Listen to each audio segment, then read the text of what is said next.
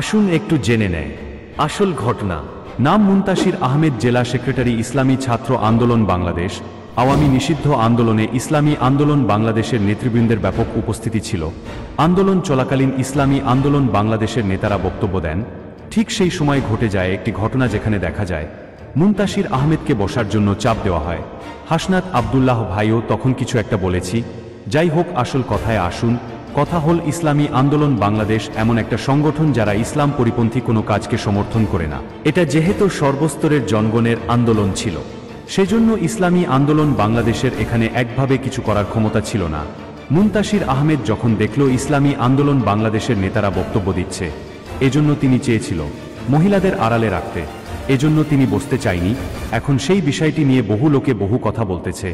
বিষয়টি নিয়ে বেশি সমালোচনা না করাটাই ভালো মনে করি। তবে মুনতাসির আহমেদের সাথে তাদের আচরণগুলো সুন্দর হয়নি। শেষ পর্যন্ত দেখার জন্য ধন্যবাদ সবাইকে। কথায় ভুল হলে ক্ষমার দৃষ্টিতে দেখবেন। অন্যায়ের বিরুদ্ধে প্রতিবাদী কণ্ঠ, মুহাম্মদ রায়হান, এডিটম্যান।